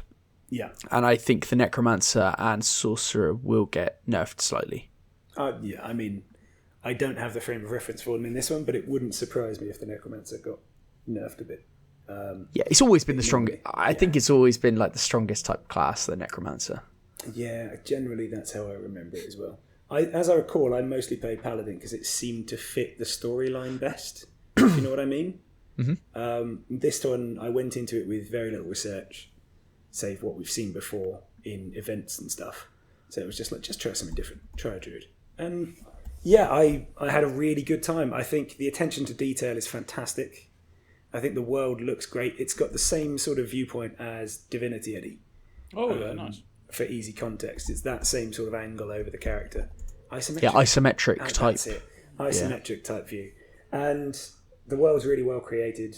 The first city or town you come to, Ben, it's the scale of it always surprises me. Because you're so used to tiny towns. And then this one is actually pretty sizable. Absolutely. I think I always think this game epitomizes that kind of world building, term, doesn't it? Like there is a lot of story to this, and the cutscenes and everything does give you a lot more, and a lot more invested in this story than previous Diablos. But that world building that you just by being in the environment is kind of Elden Ring-esque. Yeah, exactly that. It's also the use of empty space. I think they do well.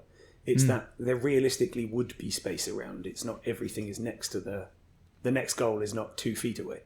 I like that. I'm a big fan of that. So yeah, for 2.5 hours, I felt I did pretty well at getting through some content, but mostly it has just sort of been that, I am definitely playing this probably day one. Like I will probably pay full price for this game, which, as I know from the past few weeks, is something you've been slandering me about multiple times. So yeah. Well, I played all this weekend. I did play the previous weekend, obviously, when I got back when we were away at Bath, but then I came back and started playing it. But this weekend I really got my teeth into it. I did Act 1 and then played all character classes, so I feel like I got my fill out of them to kind of get the feel for everything. Last week I didn't go into much detail. I just said about the world building and things like that, but there are some things which are different in this game. If people are comparing it to Diablo 3 and they haven't played this, a nice thing that you get skill points now, which you can actually choose which abilities to unlock. I mean, Pete, you said about like choosing specific abilities, and they have done a great job at like making you feel like you are investing in different abilities, upgrading those abilities. Then you get side abilities off those abilities that you've put together. So it's it does seem to have quite a lot of depth there, but in Diablo 3, I think it just unlocks things as you go along. It just and it doesn't seem like there's it's less you as the player choosing. So this is better. I like the building blocks seem better in this game. They've also got a transmog system, which they had in Diablo 3, or they added to Diablo 3, which is great because you can look however you want, so you don't have to look fucking ridiculous all the time. Like I hate that in games. Very easy to access as well. As soon as you salvage an item, you can look like that item, so you can just transfer the stats over to that. It's fantastic. But one of the key things that I noticed well, that this game has the dodge rolls. And Pete, as somebody who didn't play Diablo 3, in Diablo 3 you could dodge roll constantly. Whereas you can't on this. And I didn't know whether that was because PvP is going to be more of a focus, or they wanted to make battles more tactical. And so, because this is why I think the melee combat suffers a little bit, because you have no quick exit. You can do one dodge roll or quick movement, and then it's on a timer. Whereas in Diablo 3, you could just fucking spam roll. So it is quite a different tactical approach, and that's why the Necromancer and the Sorceress or the Sorcerer are the easiest classes in my opinion at the moment, because you can just kite from the outside, you can just like stay at distance, which is totally different gameplay kind of aspect. But the one thing that I think is great about this, and my girlfriend, she was playing different classes and she wasn't going through the story when she was doing the next classes. She was just going to different dungeons and leveling up, because the world levels with you. And in other games like Assassin's Creed or something, I hate that. I hate where the world levels with you and so everything's the same level. But in this game, it kind of works because of the open world aspect, and what the whole point of Diablo is basically to get to level cap, so get to max level, and so the enemies are at max level as well. And then you can add stats to your Paragon levels, which then improve your individual stats, and then you level up your equipment, and then you progress through the difficulty levels of the game. So then you make it harder and harder and harder.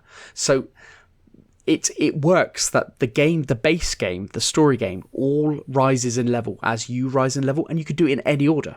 I just think I think it's really good. It really works in this environmental setting, and it means that you're never just like absolutely slaughtering anything, you know? Yeah, you get your rotation improves. The way you can play it gets better.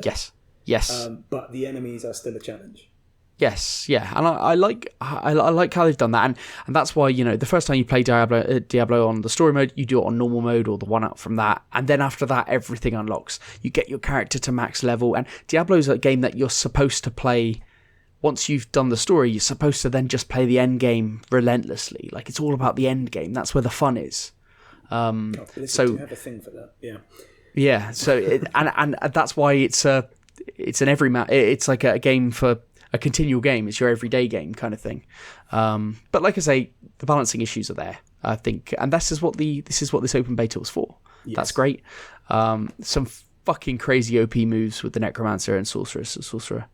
Like, some of those they're mental. But on Saturday I played this for 6 hours straight, and it's really rare that I care about a game enough to do that. And my girlfriend over the 2 weekends has racked up 38 hours. Should get her on the podcast, mate. Yeah, that's it. She's the expert here. Jesus. No, that's what her console says. 38 hours on this beta. So and she specifically wanted me to ask Eddie to guess how much I'm paying for this game. Oh, don't upset me. Do you know what? This will definitely upset me, because I might have to buy this for two reasons. One, because everyone keeps on banging about how much I would love these type of games, and I obviously should buy the latest one. And two, did I do A then two? Anyway, two is this could be someone's game of the year, so therefore I have to play it. So talk to me. Go on, make me cry. So how much I'm paying for it? I'm gonna pay £100 for this game. Holy. The fuck? What? Eddie, are you alive? No, he's had a heart attack. Yeah. I'm waiting for the FUD. I'm getting the Ultimate Edition, so I think it might be $100, so that might be £90. I don't know. What does it come with? 4 days early access, Pete. Ah, there we go. And you get the battle pass, 4 days. You get 20 level progression type thing. So People, you know, it's levels. Not. I think of the battle pass, 20 battle pass. Oh, right. Okay. Yeah. Did you know that there's a collector's edition of this, I believe, which comes with 2 candles and a couple other bits and bobs, and that costs £100, but it doesn't come with the game. Oh my god! Yeah, I know. Not even a base level game. It says explicitly on there, does not come with games sold I think there's a book. Yeah, there is a book. Oh, yeah, great. You can play a book, can't you? There's a book. But yeah, I'm going to get the Ultimate. I've cancelled my pre-order of the base game, and instead I'm getting the Ultimate Edition. Holy shit. Fair enough. I mean, okay, yeah. I'll be very jealous of you in those 4 days you're playing. Is it worth £100? No. My God. How much is the game? I had it on pre-order for $62.95 from Shop 2. Was that Xbox? I was getting on Xbox, yeah. It's PC as well, right? It is, yeah. It is, yeah. Okay. I'm going to ignore everything Ben said in the last 5 minutes. I'm just going to blank that from my memory. But so it's PC game only, so it's probably going to be like 50 or 60 on PC, right? No, it's the same price. It's the same price. The base game is £70, but it will be whatever the discounted one at that time is. So right. I think £60 will be the cheapest you'll find it. Well, I'm thinking more towards the end of the year on the old websites that I go on, Instant Gaming and CD Keys and stuff like that. Then it might be a decent price. Yeah, might be on Game Pass by then. Yes, I think you're most likely going to be on Game Pass by then. I was thinking. I think I was talking. Pete, was I talking to you about this earlier when we were kind of discussing because if this deal does go through, are they going to want to put this on Game Pass straight away? Are they not? Because obviously there's a lot of sales that they can get from this, but it could be a massive boon for them. I think they'd suck up the potential losses, and just have another big AAA game on there. Yeah, I think I'll probably wait to order, and I'll do it last minute, but because it's just not worth the risk. Because if it's on Game Pass, then I still want to play it early. At least then you can get the collector's edition, Ben. You can spend that money that you were going to spend on the collector's edition. I could, but the thing is, that book. Get that book. The thing is, those 4 days fall over a weekend as well. I think the first of the day is on a Friday, and to forego a full weekend, I probably have to buy it anyway. Have to. It's only handy. Yeah. I will say, Eddie, it's $59.99 on Battle.net now, so it's already under £60. So I just have to ask a question on this early access thing, because obviously there's been a lot of games lately that have been doing that. I remember Forza did it as well when they brought out Horizon 5, didn't they? And I don't know of any game that I personally would want to pay extra money for just to get it a few days early. Harry Potter. Well, I'm not saying about you. I'm saying about me. Hogwarts, Diablo, do it all the fucking time. Okay. But people do it with FIFA. To be fair, a lot of they do. Yeah, but that's. But FIFA's there's a reason, isn't there? Because there is. Yeah, you can get a better team, and therefore you can get a better team quicker. The matchups are easier. Yeah, it's because the marketplace is okay at the start. Like you can buy cards for cheaper. So if you're really into Ultimate Team, it's actually worth doing it early. It's just fucking scary. I don't know if there's. I don't think there's any point to getting Diablo early other than just I want to play it sooner rather than later. There is one other bit I'd like to bring to Eddie's attention though about Diablo in general, but Diablo 4 particularly, because I think when you get to it, it'll be something you'll like, Eddie. There is a hardcore mode. There is a permadeath. Oh, there is, yeah. Oh, yeah. Yeah, there is. Proper permadeath where the moment you go down, it's restart. Yeah. Character gone. It's a full RPG. It's brutal. It's not like Baldur's Gate, but it is like Baldur's Gate. If that makes any sense at all. It's like that without being so decision based. Like it's combat. Pete knows I love Divinity and Baldur's Gate, and he's somehow wedged them both into this game. Wow. I love that. You're going to say it plays a bit like RimWorld. It's like those games. I would have done. Yeah. But if you dialed up the combat to 80% of it, to Bannerlord 80% levels, yeah. With a little bit of Imprion Galactic. Oh, you had to work that in. Bravo. It is that classic RPG thing, but the fact that it's got a hardcore mode is one of the main reasons I really like it. Yeah, that's yeah. It's just, 2 months can't go by fast enough, really. Except I'm not paying £40 for 4 days. But yeah. Someone's got to do it, Pete. Someone's got to do it. Yes, indeed. This does move us nicely into our feature because we are looking at the games we're most looking forward to in the next 3 months. And Baldur's Gate is within them. Wait. Do you mean Diablo is Diablo? I confused myself. Dear God, when is Baldur's Gate 3 out? Is it later this year? Well, it's out on PC, but it's early. No, it's only in early access. Yeah. It's not out fully. I mean, I think it's got the first. No, it's only the first third of the game. It's only the first third of the game that's out. The full release is August then. The full release third is August. of the game. What else do you want? Well, we've just had big chunk of Diablo. Yeah, it's in August anyway. So just outside 3 months. So yes, I mean, Ben, you compiled this wonderful list. Do you want to take us through it of all the games? Yeah. I mean, the main reason for this, obviously, the massive games coming out. A lot of people have been highlighting that their wallets are going to be very light over the next couple of months, and I, for one, was thinking, well, what is coming out? Because I could name a couple, but I didn't really know the full list, so. I've put them in order just to remind ourselves, and then we'll see what we're interested in. First one, I think you might be interested in. I'm going to interrupt very quickly. Sorry, I didn't know you put them in order, so I added 2 on the bottom of the list. Oh, don't worry, yeah. Okay. Sorry. Those 2 at the bottom of the list are mine. I'll highlight them. I see. EA Sports PGA Tour 2023 is out the 7th of April. I think you can get 10 hours through the EA... Is it called EA Play or EA Access or something? EA and I think with Game Pass Ultimate you have that. And how much has gaming permeated non-gamers? My brother, who doesn't play, he plays basically FIFA and golf games. He asked me, he just texted me and said, can I get EA Sports PGA Tour either on Game Pass or can I get it through EA Play through Game Pass? And I was like, Jesus, I had no idea you had a clue about what this is. I was like, yeah, I think so. So yeah, that's pretty cool that you get 10 hours of it though, if that's true. But I read on an article it is. So Eddie, you gonna play this 10 hours free? Yeah, absolutely. Yeah, 100%. I looked up today. I've played the old PGA. What one's that? I don't know. The one on Game Pass or the one on EA Play.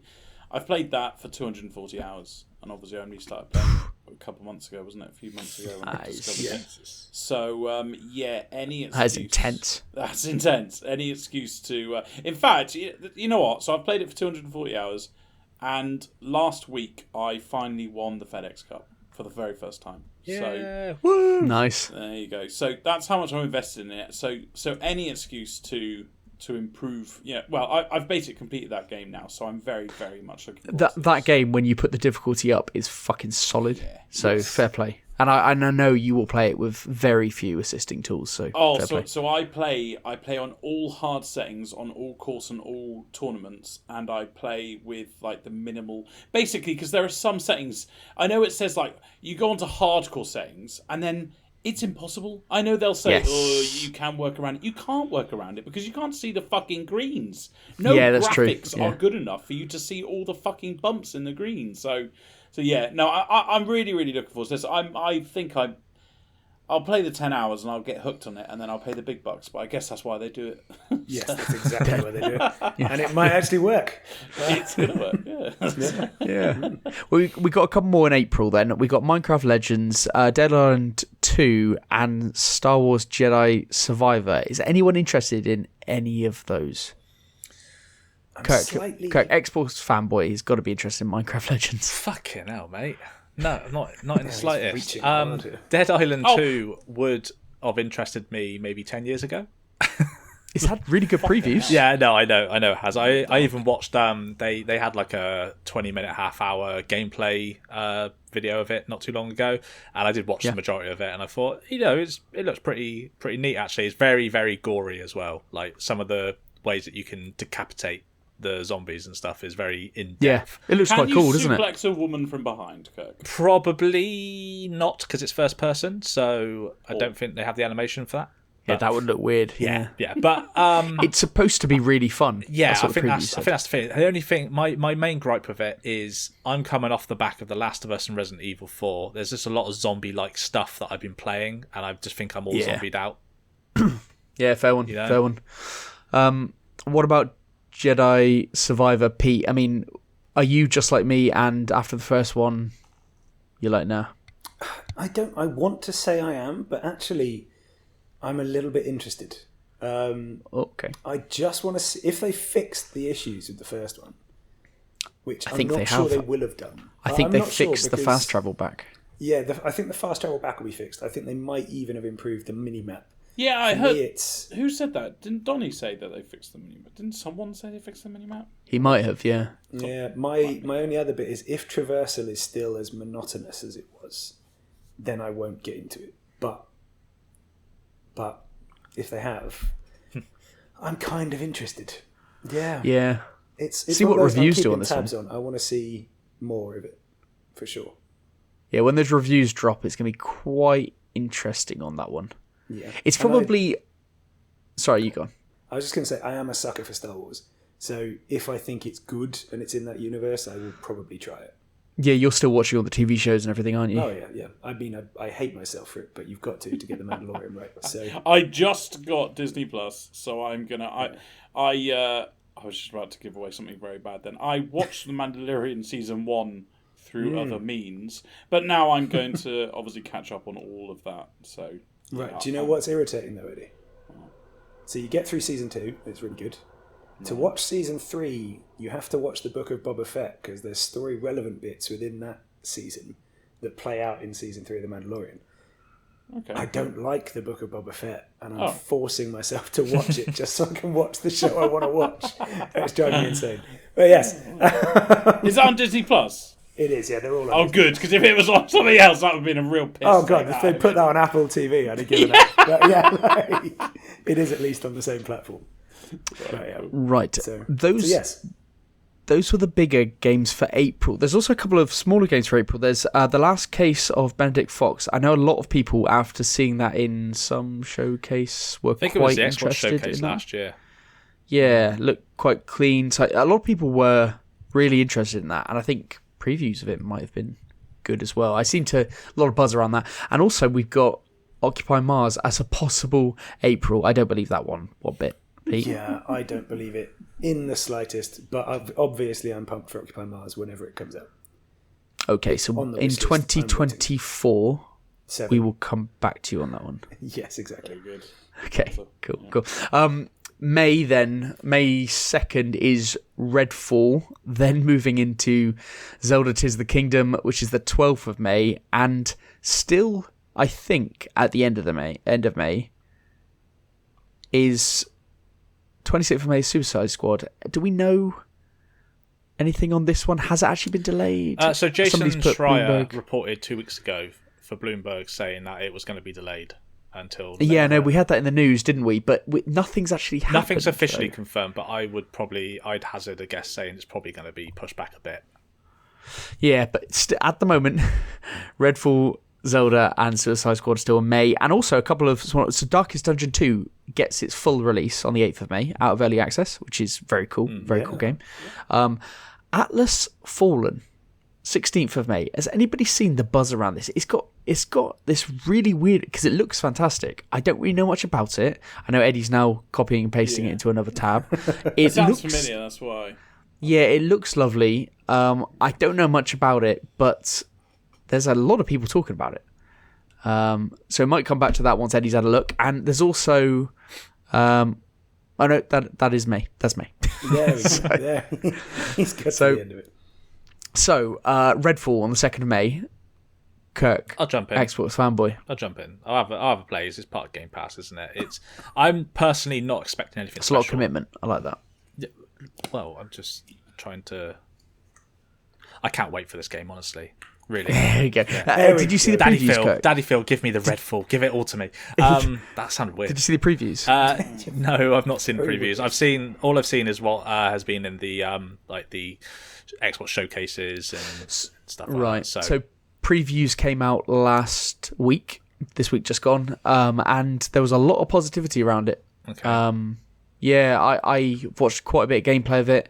I'm really interested in it. It's probably one of the few games I really. This is the one that they're struggling to allow for co-op to work as fluent as it probably should be, right? Where it's the person that's hosting the game, it's their story, so somebody can jump in with them, but their story doesn't progress or something.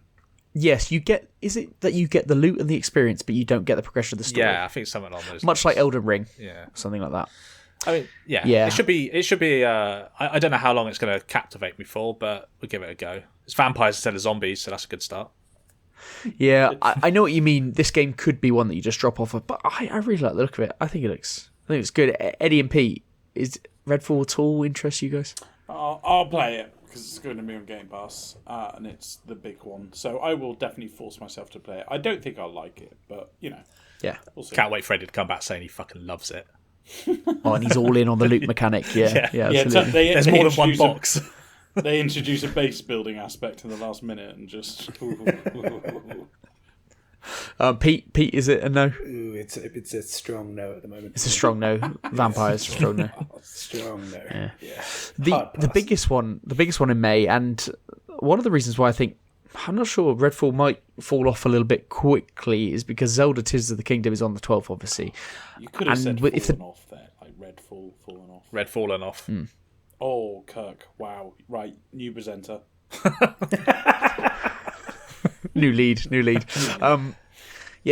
of the Kingdom, if it looks good in the direct tomorrow, and you'll know this if you're listening now, whether it's good or not, it's going to do huge numbers. It's going to be huge. I'm going to play it. I'm not that pumped for it. I don't know why. I loved the last game, but, I'm going to get it, and we'll see how that one goes. And then June comes around, and there are a couple of big ones in June.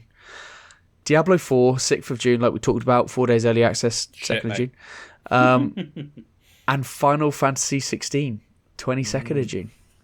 Is anybody... Pete's is that to go to that, yeah. Pete, the Final Fantasy boy? I mean, that was a while ago. Right? Yeah, no, but this has got so much...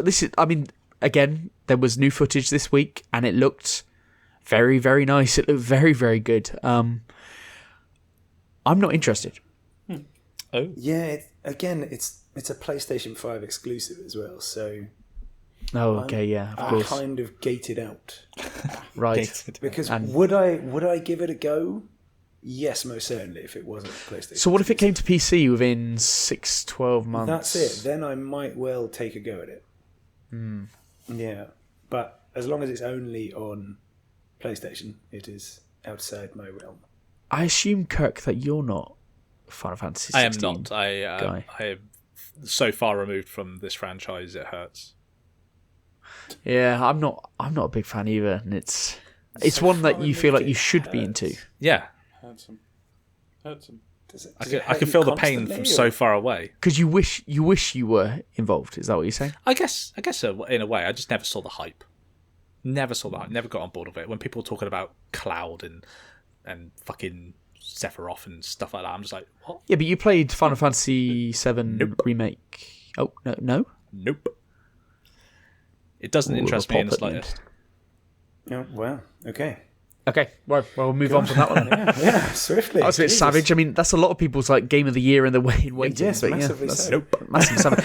But the last one that I was interested in is Aliens: Dark Descent, which is that isometric. Yeah. Yeah, it's like that isometric squad-based strategy. It looks quite nice. It looked like a real-time XCOM type game. I thought it looked really cool. It's coming out on the 12th of June. No, 20th of June. So, yeah, beautifully lit. I'm very interested. You'll still be playing Diablo. Yes, of course, yeah. But it's just that dark tone that might complement it. Very good. Yeah. What's this other one you've added at the end there, Eddie? Oh, well, I'm glad you brought that up straight after mentioning XCOM. Xenonauts 2. Xenonauts 1 was both of them are strategy games. Very much like XCOM, aliens have invaded and you're in charge of a group. But this one's way better at dealing with for a start, the maps are way, way, way bigger. It's more like open field, go to different places, find innocent people and stuff. And then outside of combat, it's all about managing your people, equipping them with weapons and upgrading them and all this sort of stuff. The reason why I'm so excited for this game, because Xenonauts 1 looks amazing, but it's still expensive. So I'm actually going to wait for Xenonauts 2 coming out in Q2, and then I'm going to pay the big money for that. Of course. It's like turn-based tactical combat, and then you've got your base where you're managing your people and resources, right? Yeah, upgrading, equipping, all that sort of stuff. Like down to the it's like a way more strategic, detailed XCOM. Oh, excellent! There you go. It's like if XCOM was the console game and Xenonauts is the PC game. That's a good PC gamer explanation of it. Okay. On that note, I mean, it's just to round this one off then. Massive game coming out. Next 3 months are probably some of the biggest quarter that we've had in a while, I would say, for games. I know there've been some good big ones like God of War, etc., but they're individual games. This has something for everyone. Though I reckon I could name a game for 3 of us, but I can't name one for Kirk. Should we go around and say our most hyped game of this quarter and then round it off there? Well, I'll go first because I pretty much said it already. Xenonauts 2, if it comes out, it's still vague and it says Q2, probably not going to happen. Can someone stop enlarging Diablo 4 over and over again? Now it's taking up the whole entire screen, so I can't even see my second choice. Xenonauts 2 probably won't come out, so therefore my reserve, and it's probably because I'm going to play another 240 hours of it, is EA Sports PGA Tour 2023. Yeah, that checks out. Pete? It's Diablo 4. It's me who's expanding the word massively. Yeah. You're just making the word size 200 on the document. Yeah, okay. Diablo 4.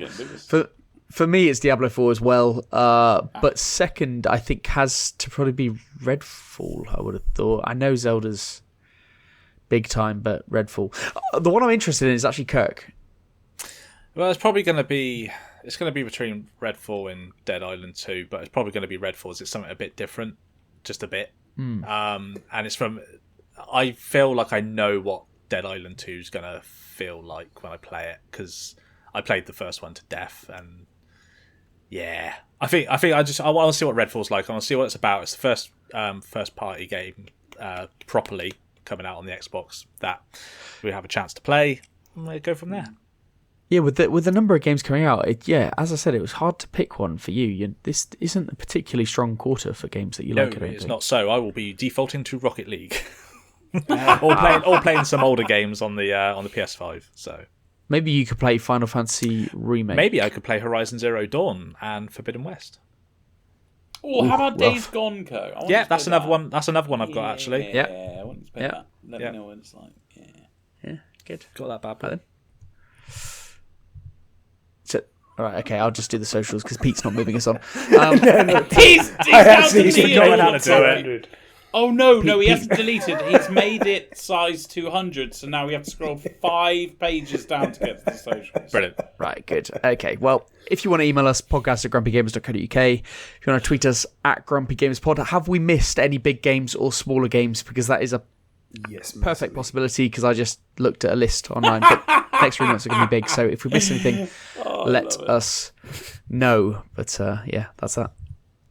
I mean, you definitely missed some, Ben, because even on my wish list, you missed 2. So. Yeah. Tell us. Oh, sorry, I missed Xenonauts 2. Wow, you're upsetting a lot of PC players by saying that in a criticising way. And Occupy Mars. And you think that looks amazing. I do think that looks great. Yeah, but that hasn't got a release date. April, Ben. It says April. It was March. Yeah, but it said March in March. And now it's... and it said February in February, but it says April. Either way, the key thing here is tell us the most egregious misses we've made by not including them in the list. Absolutely. Because I'm sure there are some. But yes, at least for this week, they remain a mystery. Because it's GG. GG. GG. GG.